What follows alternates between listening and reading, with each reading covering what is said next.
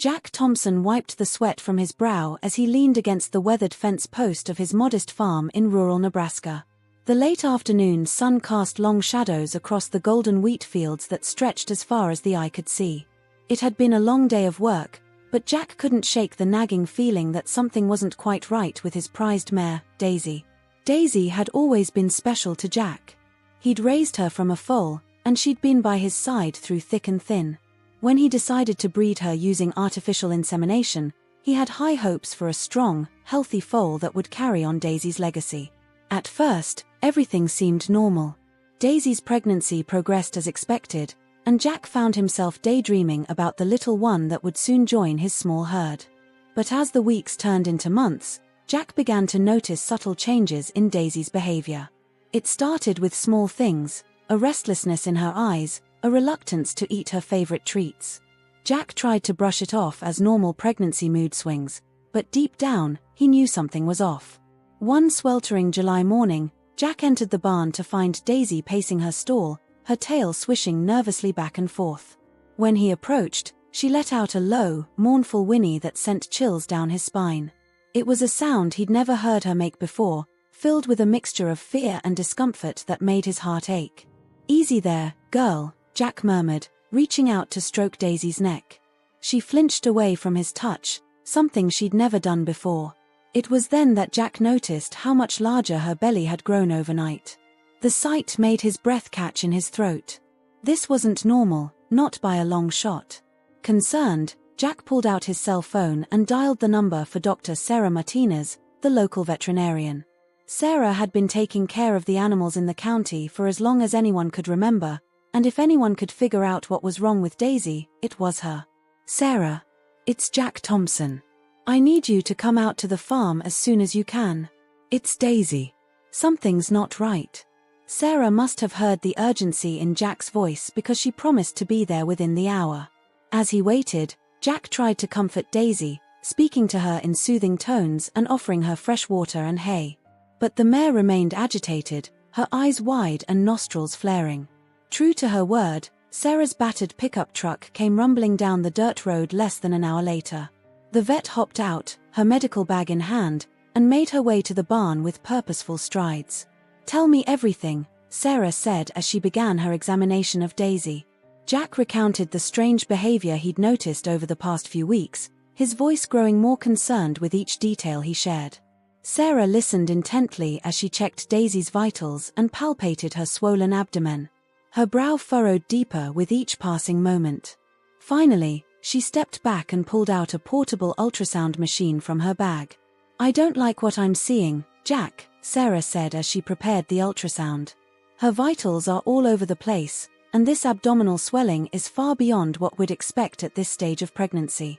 Jack's mouth went dry. "What do you think it could be?" Sarah shook her head. "I'm not sure yet. Let's take a look inside and see what we're dealing with." As Sarah moved the ultrasound wand over Daisy's belly, both she and Jack stared intently at the small screen. At first, the images were difficult to make out, a swirl of grey and black shapes that meant little to Jack's untrained eye. But then he saw Sarah's face pale, her eyes widening in disbelief. This isn't right," Sarah muttered, more to herself than to Jack. "I've never seen anything like this before." "What is it?" Jack asked, his voice barely above a whisper. "What's wrong with my Daisy?" Sarah turned to face him, her expression a mixture of confusion and concern. "Jack, the fetus, it's not developing normally. The size, the shape, none of it matches what we'd expect to see in a horse fetus at this stage. I can't even begin to explain what I'm looking at here." Jack felt as though the ground had dropped out from beneath his feet. He steadied himself against the stall door, trying to process what Sarah was telling him. "But what does that mean? Is Daisy going to be okay? Is the foal?" Sarah placed a comforting hand on Jack's shoulder. "I don't know, Jack.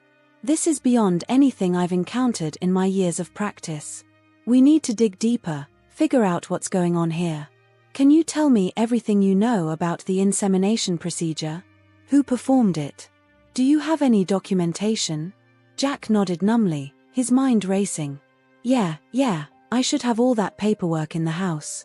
The specialist who did it, Dr. Anderson, I think his name was, he came highly recommended. Said he had some new techniques that would guarantee a healthy foal. As Jack spoke, a gnawing suspicion began to form in the pit of his stomach. Had he unknowingly put Daisy in danger by trusting this Dr. Anderson? The thought made him sick. "All right," Sarah said, her voice taking on a determined tone. "Here's what we're going to do. You go and gather all the documentation you have on this insemination procedure. Every last scrap of paper, you hear me? I'm going to stay here with Daisy, monitor her condition, and make some calls. We need to get to the bottom of this, and fast."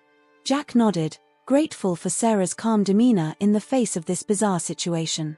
As he turned to leave the barn, he cast one last glance at Daisy. The mare's eyes met his, and in that moment, Jack saw something that broke his heart: fear. Pure, unadulterated fear in the eyes of an animal he'd always known to be brave and strong. "Don't you worry, girl," Jack whispered, his voice thick with emotion. "We're going to figure this out. I promise." As Jack hurried towards the farmhouse, his mind raced with questions. What had really happened during that insemination procedure? Who was this Dr. Anderson, and what new techniques had he used on Daisy? And most importantly, what was growing inside his beloved mare? Little did Jack know, these questions were just the beginning. The mystery surrounding Daisy's pregnancy was about to lead him down a path he could never have imagined, one that would challenge everything he thought he knew about the natural world and force him to confront forces beyond his understanding. The quiet life he'd known on his Nebraska farm was about to be turned upside down, all because of the strange creature growing within Daisy's womb. Jack burst into his farmhouse, his boots leaving dusty tracks on the worn wooden floor. He made a beeline for his cluttered home office, yanking open drawers and rifling through stacks of papers. His hands trembled slightly as he searched for the documentation on Daisy's insemination procedure. Come on," he muttered, frustration mounting as he came up empty-handed. Jack prided himself on being organized, especially when it came to his farm records. The fact that he couldn't find these crucial documents sent a chill down his spine. After what felt like hours but was likely only minutes, Jack slumped into his creaky office chair, running his hands through his graying hair. The documentation was gone. Vanished into thin air, as if it had never existed. But how? And why? As he sat there, trying to make sense of the situation, his eyes fell on a small, leather-bound notebook tucked away in the corner of his desk. It wasn't his, and he couldn't remember ever seeing it before. Curiosity piqued, Jack reached for the notebook and opened it. What he found inside made his blood run cold. The pages were filled with cryptic notes, scribbled in a hasty, almost frantic hand. Most of it was gibberish to Jack, filled with scientific jargon and strange symbols he didn't recognize. But certain phrases jumped out at him, each more disturbing than the last. Subject 17 Equine, successful integration of genetic material. Circulo DA serpent protocols activated. Ancestral power harnessed, consequences unknown. Jack's mind reeled. What was all this about? And how had this notebook ended up in his office? As he flipped through the pages, a folded piece of paper slipped out and fell to the floor. With shaking hands, Jack picked it up and unfolded it. It was a letter, addressed to him, in the same handwriting as the notebook. "Mr. Thompson, if you're reading this, it means things have not gone according to plan. I apologize for the deception, but you must understand the importance of our work. Your mare, Daisy, is more than just a test subject. She's a vessel for something greater than you can imagine. The Circulo DA serpent has waited centuries for this moment. The power we've unlocked, it's beyond anything modern science can explain. But I fear we may have gone too far. Watch her closely. Protect her. And whatever you do, don't trust." The letter cut off abruptly, as if the writer had been interrupted. At the bottom of the page was a hastily scrawled signature, Dr. L. Anderson. Jack felt as if the room was spinning. This couldn't be real. It had to be some kind of sick joke. But deep down, he knew it wasn't. The strange behavior, Daisy's abnormal pregnancy, the missing documentation, it all pointed to something far more sinister than he could have ever imagined.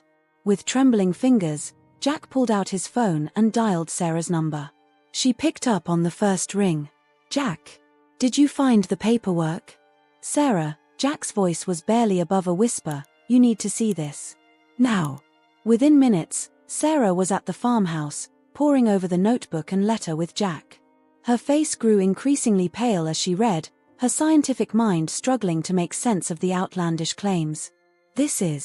I don't even know what to call this, Jack," Sarah said, shaking her head in disbelief. "Genetic manipulation? Ancient rituals?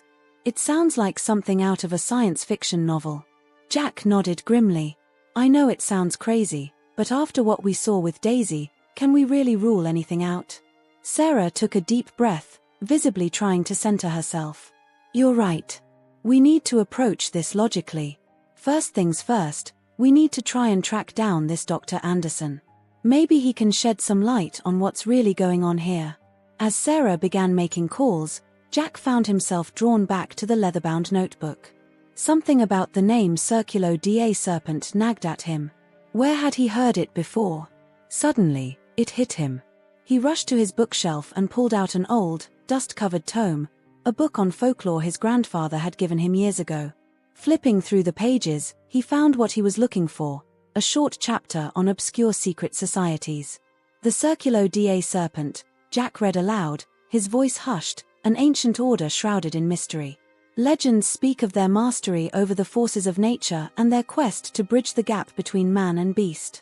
Many dismiss their existence as mere myth, but whispers of their continued influence persist to this day." Sarah looked up from her phone, her eyes wide. "Jack, this is insane. You can't possibly believe that I don't know what to believe anymore." "Sarah," Jack cut her off, his voice tinged with a mix of fear and determination. "But I do know that something is very wrong with Daisy, and these people, this Circulo da Serpent, they're somehow involved. We need help." As if on cue, Jack's phone buzzed with an incoming call. The number was unfamiliar, but something told him he needed to answer it. "Hello, Mr. Thompson?" The voice on the other end was low, cautious. "My name is Michael Reed. I'm a colleague of Dr. Anderson. I think we need to talk." Jack's heart raced as he put the call on speaker. "Mr. Reed, what do you know about what's happening to my mare?" There was a long pause before Reed spoke again. "It's not safe to discuss this over the phone. Meet me at the Oakwood Diner in town in 1 hour. Come alone, and make sure you're not followed." The line went dead before Jack could respond. He looked at Sarah, seeing his own mix of fear and curiosity reflected in her eyes. "This is madness, Jack," Sarah said, shaking her head. "We should call the police, or the FBI, or someone." Jack considered her words carefully. She was right. By any logical standard, they should be involving the authorities. But something in his gut told him that would be a mistake. Whatever was happening with Daisy, whatever this Circulo da Serpent was up to, it was beyond the scope of normal law enforcement. "No," Jack said finally, his voice firm. "We do this on our own, at least for now. I'm going to meet this Reed character. You stay here with Daisy, keep her safe and comfortable. And Sarah, be careful. We don't know who we can trust." As Jack grabbed his keys and headed for the door, he caught his reflection in the hallway mirror. The man staring back at him looked older, more haggard than he remembered. In just a few short hours, his world had been turned upside down. But as he thought of Daisy, of the fear in her eyes and the unknown life growing within her, Jack felt a steely resolve settle over him. Whatever was going on, whatever dark forces were at play, he would get to the bottom of it. For Daisy's sake, and for the sake of the innocent life she carried, Jack Thompson was ready to dive headfirst into a world he never knew existed. A world where ancient rituals and cutting-edge science collided, where the line between man and beast blurred, and where the fate of something far greater than a single farm in Nebraska hung in the balance. As he stepped out into the fading light of day, Jack couldn't shake the feeling that his life would never be the same again. The quiet, simple existence he'd known was slipping away, replaced by a reality far stranger and more dangerous than he could have ever imagined. But he was ready to face it head-on, no matter where this twisted path might lead. The neon sign of the Oakwood Diner flickered weakly in the growing twilight as Jack pulled into the nearly empty parking lot. His knuckles were white from gripping the steering wheel too tightly, his mind racing with possibilities and fears. As he stepped out of his truck, the smell of fried food and coffee wafted through the air, a jarringly normal scent in what had become an extraordinarily abnormal day. Jack pushed open the diner's door, the little bell above tinkling cheerfully. His eyes scanned the sparse crowd, settling on a solitary figure in a booth at the far end. The man looked up, meeting Jack's gaze, and gave a slight nod. This had to be Michael Reed. As Jack slid into the booth across from Reed, he took in the man's appearance. Reed was older than Jack had expected, probably in his mid-60s, with a lined face that spoke of years of worry and lack of sleep. His eyes, though, were sharp and alert, darting around the diner as if expecting danger from any corner. "Mr. Thompson," Reed said in a low voice, "I'm glad you came. We don't have much time."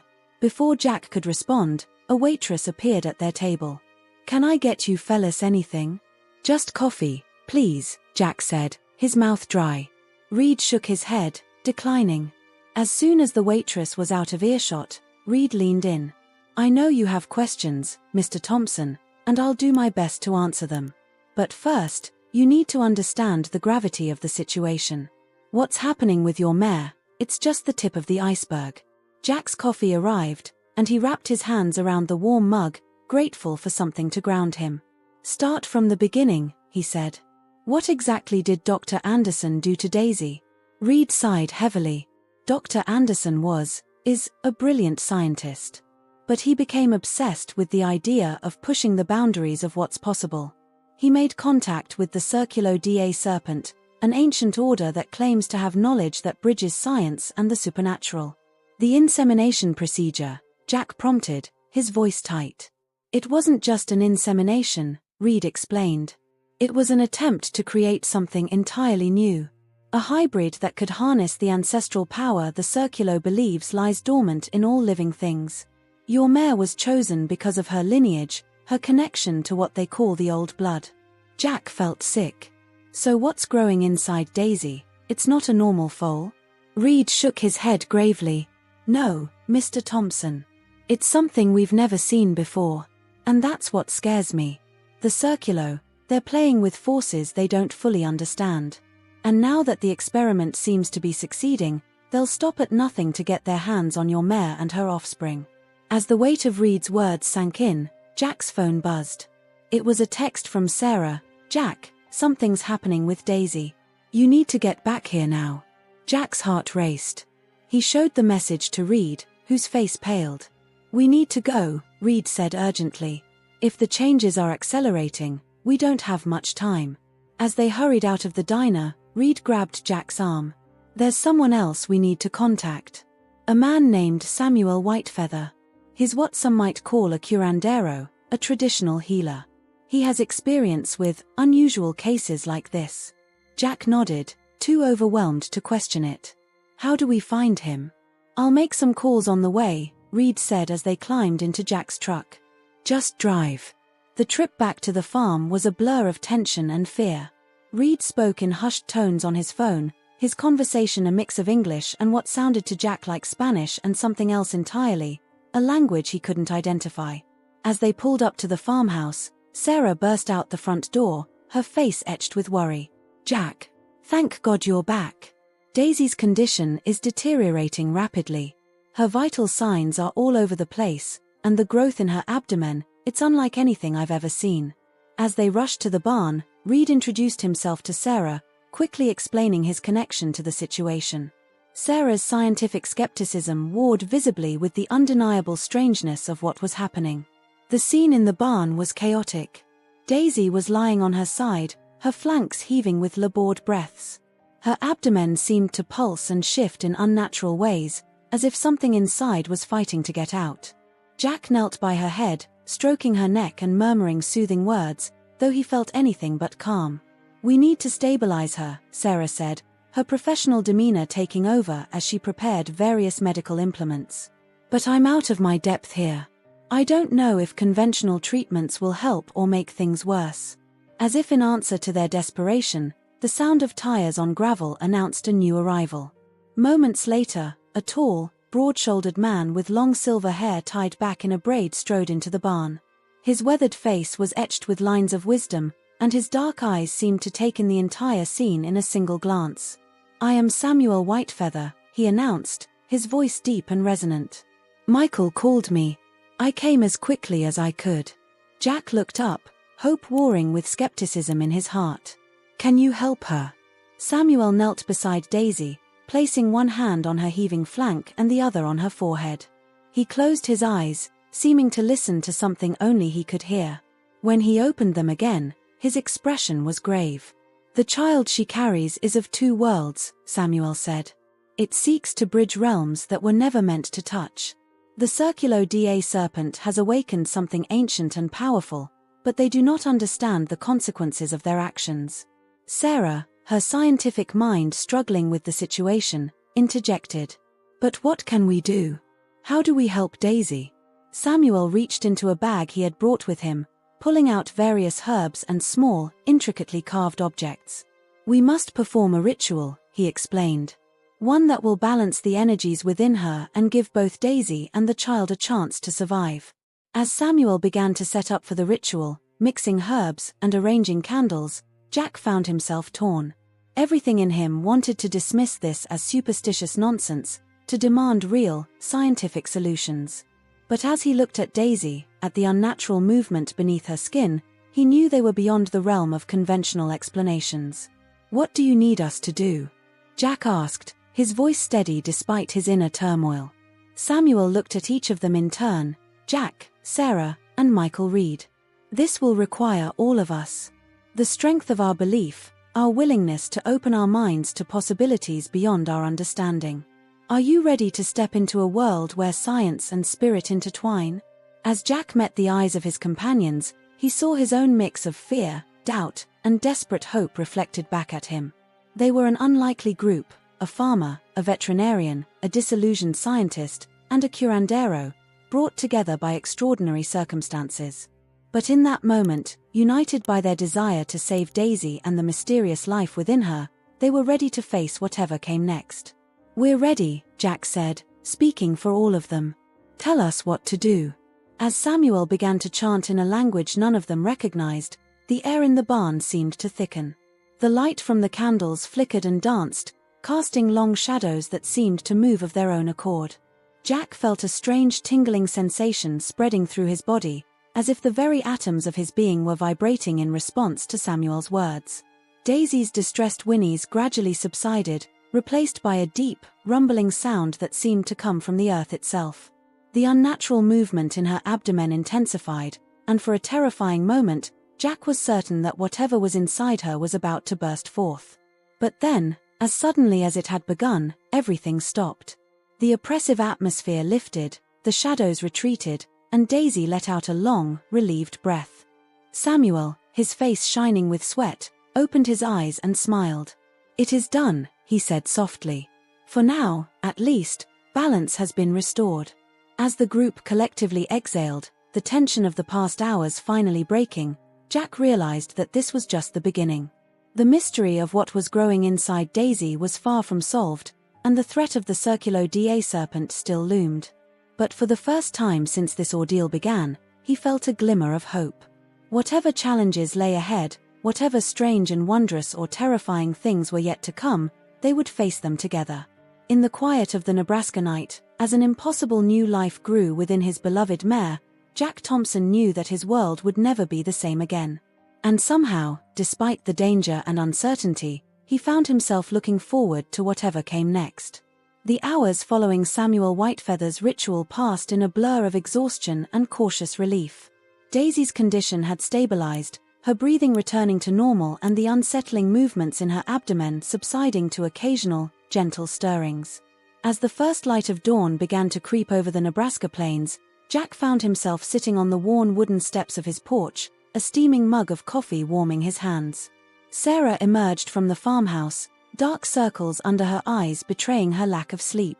She settled next to Jack, accepting the mug he offered with a grateful nod.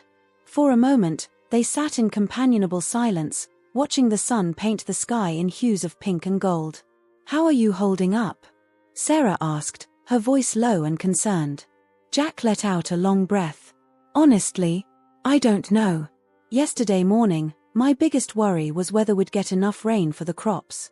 Now," he trailed off, shaking his head in disbelief. Sarah placed a comforting hand on his arm. "We'll figure this out, Jack.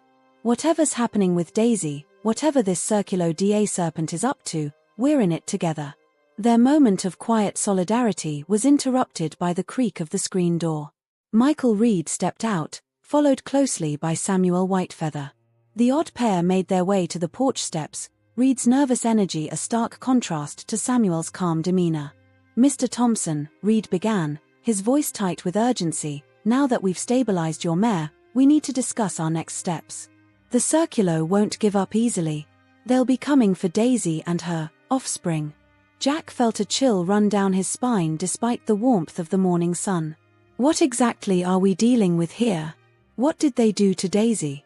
Samuel settled himself on the bottom step, his weathered hands clasped in front of him. "The ritual performed on your mare," he began, his deep voice resonant in the quiet morning air, "was an attempt to bridge two worlds, the physical and the spiritual. The Circulo da serpent believes that by combining ancient mystical practices with modern genetic science, they can create beings of immense power." Sarah leaned forward, her scientific curiosity piqued despite her skepticism. "But how is that even possible? You can't just mix science and magic." Reed let out a humorless chuckle. "That's what I thought too, Doctor. But after what I've seen..." He shook his head, unable to finish the thought. "The boundaries between science and what you call magic are not as clear as many believe," Samuel continued. "The Circulo has spent centuries collecting knowledge from various cultures and traditions, seeking ways to tap into the fundamental energies of the universe. Dr. Anderson's genetic experiments provided them with a new avenue to explore." Jack's mind reeled as he tried to process this information. "So what exactly is growing inside Daisy? Is it dangerous?" Samuel's expression grew grave. "The child your mare carries is unique, a being of both flesh and spirit. Its potential is vast. In the wrong hands, it could be used to upset the balance of nature itself." A heavy silence fell over the group as the weight of Samuel's words sank in. Jack found himself thinking of the strange notebook he had discovered, the cryptic notes about ancestral power and consequences unknown. The enormity of what they were dealing with was almost too much to comprehend. Reed cleared his throat, breaking the silence. "There's something else you need to know, Mr. Thompson. Something about your family history." Jack's head snapped up, his eyes narrowing. "What are you talking about?" Reed shifted uncomfortably. "The Circulo didn't choose your farm at random. They've been watching your family for generations. Your bloodline, it has a connection to the old ways, to the kind of power they're trying to harness." "That's impossible," Jack protested. "We're just farmers. Have been for generations." Samuel nodded slowly. "And yet, you possess something that speaks to a deeper connection." He pointed to Jack's chest. "The pocket watch you carry, it's been in your family for a long time, hasn't it?" Jack's hand instinctively went to the pocket of his shirt, where his grandfather's old watch rested. "How did you know about that? May I see it?" Samuel asked gently. With hesitation, Jack pulled out the watch. It was an old, battered thing, its silver case tarnished with age. He had carried it with him every day since his grandfather had passed it down to him, more out of sentimentality than any real need for it. Samuel took the watch carefully, turning it over in his hands. His fingers traced the intricate engravings on the back, patterns Jack had always assumed were mere decorations. But as Samuel examined them, Jack saw recognition flicker in the old man's eyes. "This is no ordinary timepiece," Samuel said softly. "These symbols, they're protection sigils. Ancient ones. Your ancestors knew more than you realize, Mr. Thompson. They've been guarding against the very forces the Circulo is trying to unleash." Jack felt as if the ground was shifting beneath his feet. Everything he thought he knew about his family, about himself, was being called into question. "So what does this mean? For Daisy, for the child she's carrying?" Samuel handed the watch back to Jack, his expression solemn. "It means you have a choice to make. The power in your blood, combined with the watch's protective magic, could be the key to ensuring the child is born safely and remains out of the Circulo's grasp." Sarah, who had been listening intently, spoke up. "But how? What exactly would Jack need to do?" We would need to perform another ritual, Samuel explained. One that would bind the child to the protective magic of the watch and the Thompson bloodline. But it's not without risk. The energies involved, they're powerful and unpredictable. Reed nodded grimly. And it would paint an even bigger target on your back, Mr. Thompson. The Circulo would stop at nothing to get their hands on both you and the child. Jack stood up abruptly, needing to move, to think. He paced the length of the porch, feeling the weight of the watch in his pocket, the weight of generations of history he'd never known about. When he finally turned back to the group, his jaw was set with determination. I don't understand most of what's happening here, he said, his voice steady despite the turmoil in his heart. Magic, ancient powers, secret societies, it all sounds crazy. But Daisy, she's family. And whatever's growing inside her, whatever the Circulo wants it for, I can't let it fall into their hands. He looked at each of them in turn, Sarah, his trusted friend and voice of scientific reason, Reed, the reluctant insider risking everything to make things right, and Samuel, the enigmatic healer bridging worlds Jack had never known existed. Tell me what I need to do, Jack said firmly. Samuel stood, placing a hand on Jack's shoulder. The ritual will not be easy. It will require strength, not just of body, but of mind and spirit. Are you prepared for that? Jack thought of Daisy, of the strange life growing within her, of the legacy he'd unknowingly inherited. He thought of his quiet life on the farm, now forever changed. And he thought of the responsibility he felt, not just to his mare, but to the world that might be affected by the powers they were dealing with. I'm ready, he said, surprising himself with the conviction in his voice. As the sun climbed higher in the sky, casting long shadows across the farmyard, the unlikely group began to prepare for a ritual that would change everything. Jack Thompson, simple Nebraska farmer turned reluctant guardian of ancient powers, steeled himself for whatever was to come. The watch in his pocket seemed to pulse with an energy he'd never noticed before, a tangible link to a history and a destiny he was only beginning to understand. Whatever happened next, Jack knew his life would never be the same. But as he looked out over his land, at the barn where Daisy rested, carrying her impossible burden, he felt a sense of purpose unlike anything he'd ever known. The fate of more than just a farm in Nebraska now rested in his hands. And Jack Thompson was determined to rise to the challenge, no matter the cost. As twilight descended over the Nebraska farm, an air of tense anticipation settled over Jack Thompson's property. The day had been a flurry of preparation, gathering supplies, studying ancient texts that Samuel had brought with him, and tending to Daisy's needs. Now, as the first stars began to twinkle in the darkening sky, Jack stood at the entrance of his barn, his grandfather's pocket watch heavy in his hand. Sarah approached, carrying a box of medical supplies. Her face was a mask of professional calm, but Jack could see the worry in her eyes. "How are you holding up?" she asked, setting the box down. Jack managed a weak smile. "About as well as can be expected, I guess. It's not every day you find out you're part of some ancient magical bloodline and have to perform a ritual to protect your pregnant horse from a secret society." Sarah chuckled, the sound tinged with nervousness. "When you put it like that, it does sound pretty absurd, doesn't it?" Their moment of levity was interrupted by Samuel's arrival. The old curandero's face was solemn as he carried a large, worn leather bag into the barn. "It's time," he said simply. Inside, Daisy lay on a bed of fresh straw, her sides heaving with labored breaths.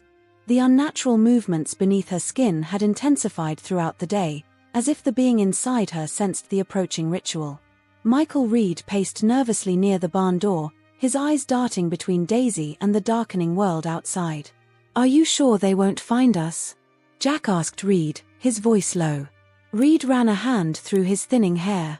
"I've done everything I can to throw them off our trail, but the Circulo has resources we can't even imagine. We need to work quickly."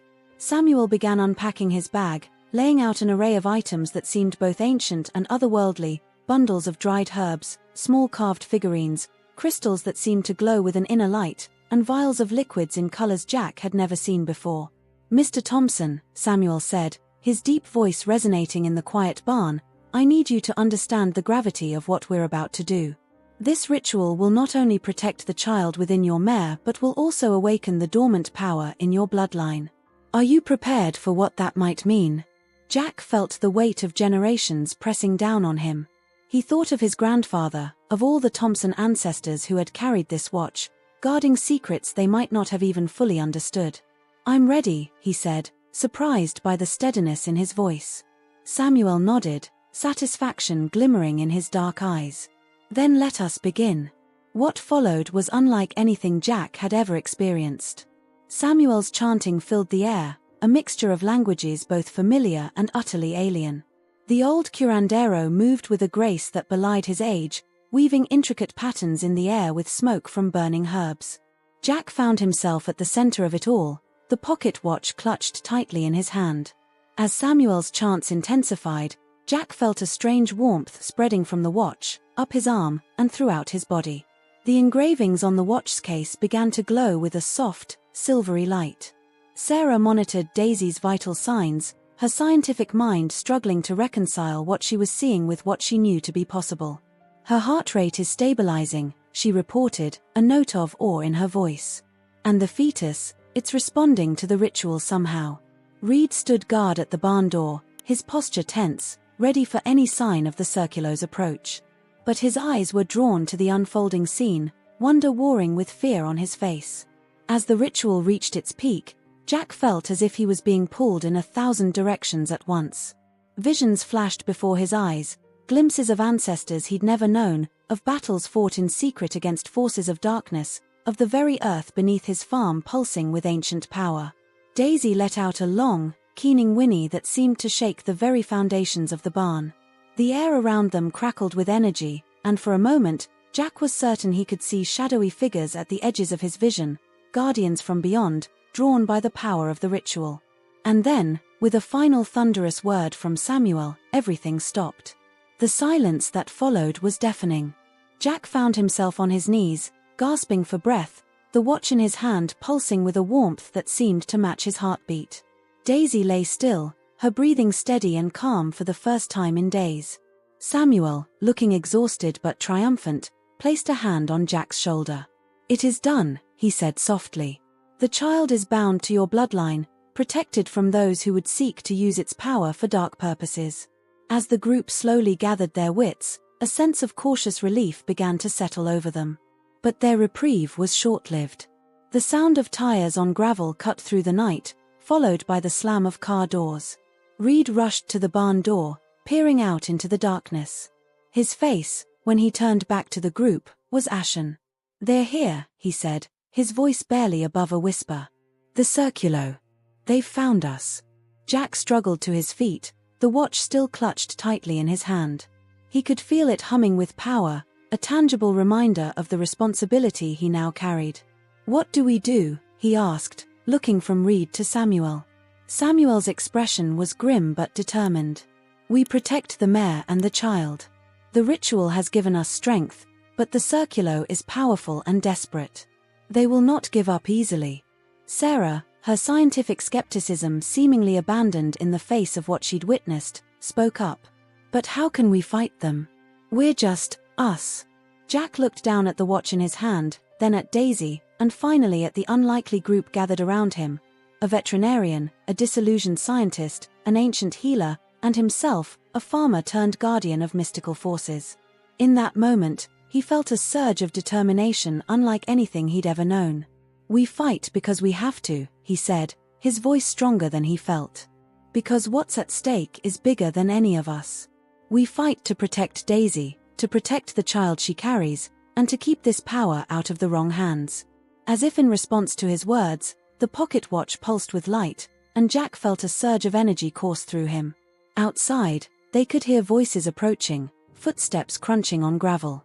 Samuel began to mutter incantations, his hands moving in complex patterns. Reed took up a position by the door, looking more resolute than Jack had yet seen him. Sarah stood protectively near Daisy, a look of fierce determination on her face. And Jack Thompson, simple Nebraska farmer, now stood as the last line of defense against forces he barely understood but was sworn to oppose. As he braced himself for whatever was to come, he felt the weight of generations behind him, the power of his bloodline awakened and ready. The barn door began to rattle, the sound of someone trying to force it open echoing in the night. Jack took a deep breath, feeling the watch's power coursing through him. "Let them come," he said softly, a steely glint in his eye. "We're ready." As the door burst open and shadowy figures poured in, Jack Thompson prepared to face a battle unlike any his quiet Nebraska farm had ever seen. The night was far from over, and the true test of their newfound power and unity was about to begin.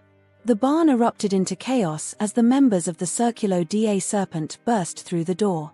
Shadows seemed to writhe and dance in the dim light, and the air crackled with an energy that made the hairs on the back of Jack's neck stand on end. At the forefront of the group stood a tall, imposing figure in a long, dark coat, Dr. Anderson himself. "Mr. Thompson," Anderson's voice was smooth, almost hypnotic. "I see you've been busy. Hand over the mare and the watch, and we can end this peacefully." Jack stood his ground, the pocket watch pulsing warmly in his hand. "Not a chance, Anderson. Whatever you're planning, it ends here."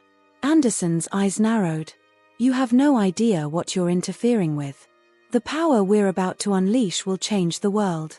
Before Jack could respond, Samuel stepped forward, his weathered hands raised. "You meddle with forces beyond your control, Serpent Speaker. The child is protected now, bound to the Thompson bloodline. Your plans have failed." Anderson's calm facade cracked, rage flashing in his eyes. "Fool. Do you think your petty rituals can stop us? We've waited centuries for this moment." With a gesture from Anderson, the Circulo members surged forward.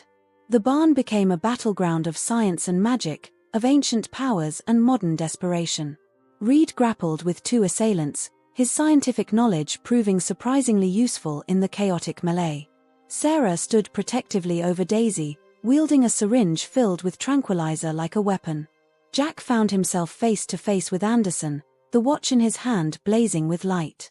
As Anderson reached for him, Jack felt a surge of power unlike anything he'd ever experienced. Instinctively, he thrust his hand forward, and a pulse of energy erupted from the watch, sending Anderson flying backwards. Samuel's voice rose above the fray, chanting in a language that seemed to make the very air vibrate. The shadows in the barn writhed and twisted, taking on forms that defied description. Jack caught glimpses of what looked like spectral horses, their eyes gleaming with an otherworldly intelligence. Suddenly, Daisy let out a piercing whinny that cut through the chaos.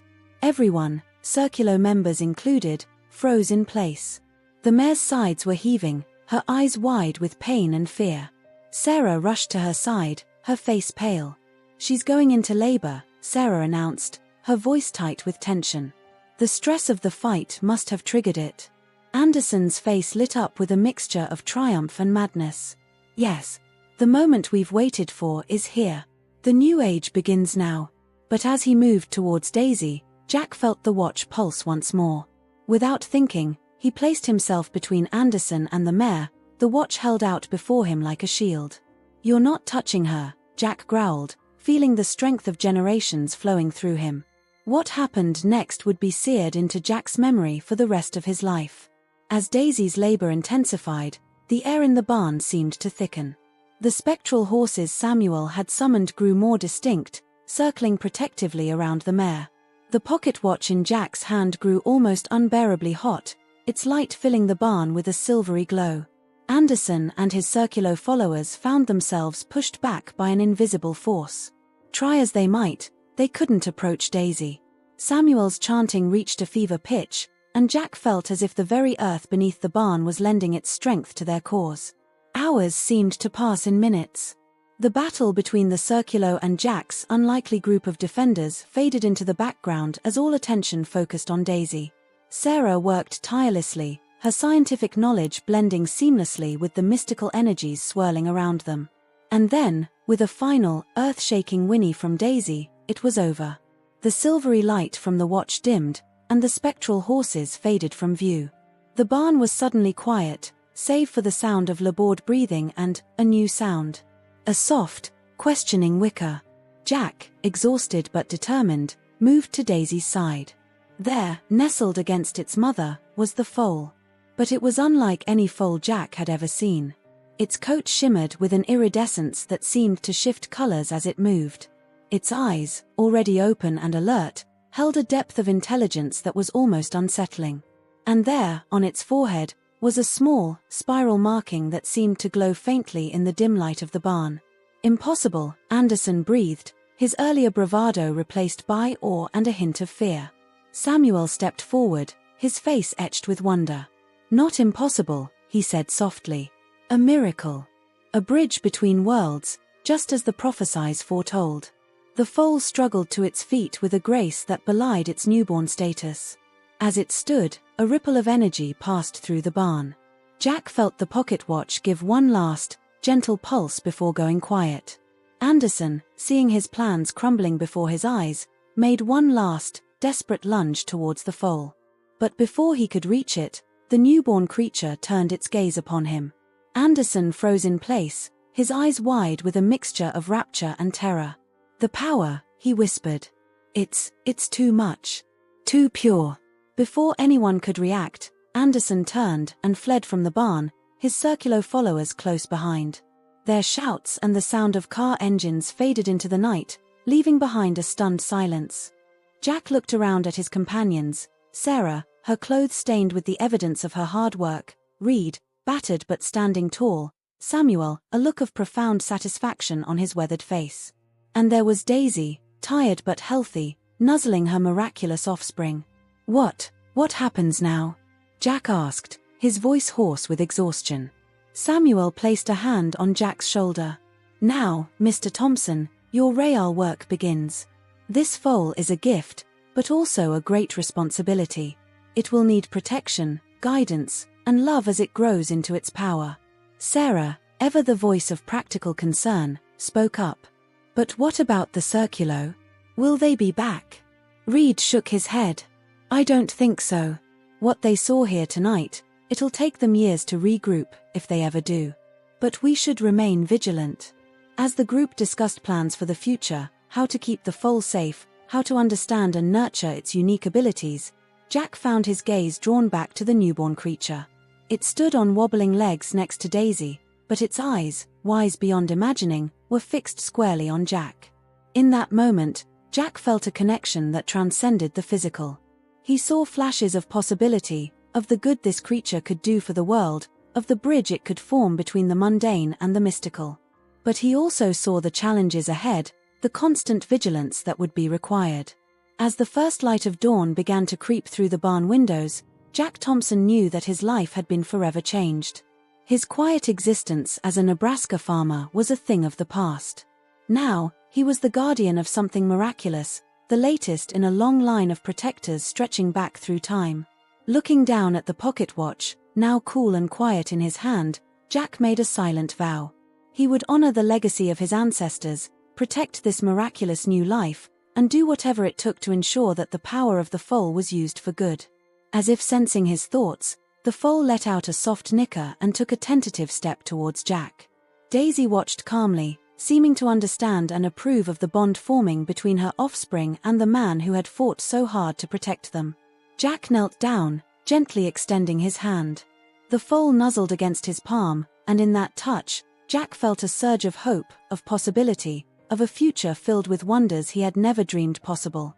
"Welcome to the world, little one," Jack whispered, a smile spreading across his tired face. "We've got quite a journey ahead of us."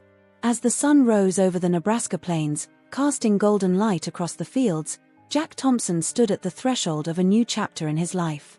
With his unlikely allies by his side and a miraculous new life to protect and guide, he faced the future with a mixture of trepidation and excitement. The quiet farm that had been his whole world now stood as a sanctuary for something extraordinary.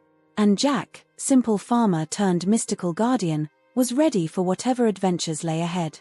The pocket watch, tucked safely back into his pocket, gave one last, gentle pulse, a reminder of the legacy he now carried and the wonders that were yet to come.